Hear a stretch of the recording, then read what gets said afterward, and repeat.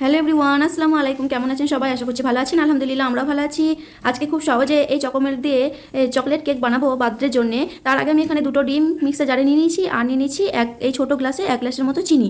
এখন চিনি আর ডিমগুলো পেস্ট করে নিয়েছি আর দিয়ে দিয়েছি 1 টেবিল চামচের মতো ভ্যানিলা এসেন্স দিয়েছি। আর ওই একই গ্লাসের মধ্যে আমি 2 গ্লাসের মতো ময়দা দিয়ে দিয়েছি। আর ওই গ্লাসে 1 গ্লাসে দিব হচ্ছে চকোমেল্ট পাউডারটা দিয়ে দিচ্ছি 1 গ্লাসের মতো। এখন সব কিছু ভালোভাবে মিক্স করে নিতে হবে, ঠিক আছে? এই চকোমলটা দিয়ে কিন্তু বেশ ভালো কেক বানানো যায়। এটা মাঝে মাঝে দুধ দিয়ে খাওয়া হয় আমাদের। ভাবলাম যে আজকে এই চকোমলটা দিয়েই কেকটা বানিয়ে নিই। আর দিয়ে দিয়েছি ওই একই গ্লাসের হাফ গ্লাসের মতো রিফাইন্ড অয়েল। অয়েলটা খুবই কম পরিমাণে দিতে হবে। আর দিয়েছি ওই 1 টেবিল চামচের মতো কোকো পাউডার। যেহেতু চকলেট কেক বানাবো, কোকো পাউডার তো একটু দিতেই হবে। এখন দিয়ে সমস্ত কিছু এই তো এভাবে মিক্স করে নিচ্ছি। তো মিক্স করার সময় দেখছি আমার ঘনত্বটা গাঢ় হয়ে গেছে, সেই জন্য আমি তার আগে দুধ গরম করছিলাম। ভাবলাম একটু দুধ দিয়ে দিই। দুধ দেওয়ার কারণে এই তো আমার ঘনত্বটা এরকম টাইপের হয়ে গেছে। ব্যাস রেডি হয়ে গেছে আমার কেকের ব্যাটার। আর তার আগে আমি দিয়ে দিব হচ্ছে 1 টেবিল চামচের মতো বেকিং পাউডার আর দেবো 1 চিমটির মতো বেকিং সোডা। সোডাটা খুবই অল্প পরিমাণে দিতে হবে। আর সোডাটা তো আমার অল্পই ছিল, বেশি আর ছিল না, তো 1 চিমটির মতো ছিল, সেটাই দিয়ে দিয়েছি। এরপরে এই ব্যাটারটা আমি একটা পাত্রের মধ্যে দিয়ে দেবো। তার আগে আমি একটা বাটার পেপার নিয়ে নিয়েছি, বিছিয়ে দিয়েছি আর ব্যাটারটা ঢেলে দিয়েছি। এখন হচ্ছে এটা বেক করতে দিয়ে দেবো 40 মিনিটের জন্য। আর 15 মিনিট পর আমি চেক করেছিলাম। আর আমি তো এই কড়াইটার মধ্যেই বেক করি সব কিছু। কেক টেক বানাতে গেলে আমার কাছে তো মাইক্রোওয়েভ নেই, সেই জন্য এটাতেই আমি যে লবণে বেক করি। আর সেই লবণটি ছিল। এই তো 40 মিনিট পর আমার কেকটা একদম তৈরি হয়ে গেছে। কেকটা একটু সফট হয়ে গেছিলো।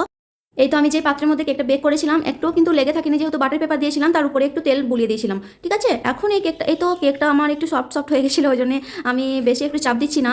আর এখন এই কেকটা আমি দুভাগ করে নিচ্ছি। এই আমার ছুরি করে কেটে নিচ্ছি কেকটাকে। আর দিয়ে দেবো হচ্ছে ক্রিম। আমি যে ফ্রেশ ক্রিম হয়, ফ্রেশ ক্রিম আমি মিক্সার জারে ঘুরিয়ে নিয়েছিলাম।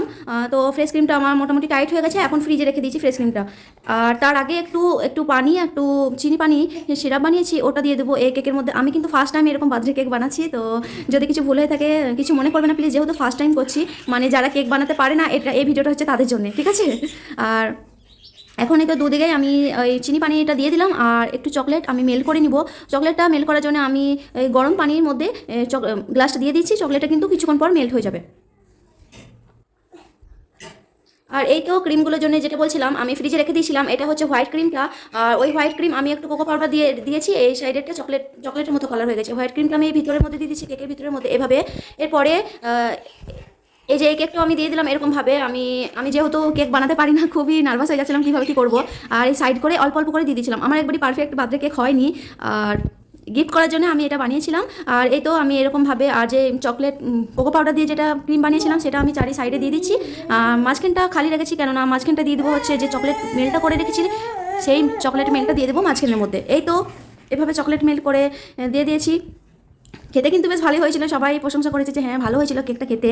আর ডেকোরেশন সেরকম তো আমি কিছু পারি না, তো তার জন্য আমি সামান্য এভাবে চকলেটটা আমি দিয়ে দিচ্ছি চারি সাইডে। কেমন লাগলো অবশ্যই কমেন্ট করে জানাবেন, ঠিক আছে? আর এখন কিছুটা চকলেট আমি গ্রেট করে সাইডে চারিধারে দিয়ে দিয়েছি আর মাঝখানে একটা ওই চকোচি বল দিয়ে দিয়েছি। এই তো আমার ফিনিশিং হয়ে গেছে। ফ্রিজে আমি 1.5 ঘন্টার মতো রেখেছিলাম। কেমন লাগলো আমার এই চকলেট কেকের রেসিপি অবশ্যই কিন্তু কমেন্ট করে জানাবেন। আর ফ্রিজে আমি 1.5 ঘন্টা পর রেখে আমি কেকটা বের করবো, তাহলে কিন্তু চকলেট কেক রেডি হয়ে যাবে। ওকে, আল্লাহ হাফিজ, সবাইকে ভালো থাকবেন, ঠিক আছে? দেখা হচ্ছে পরে ভিডিওতে।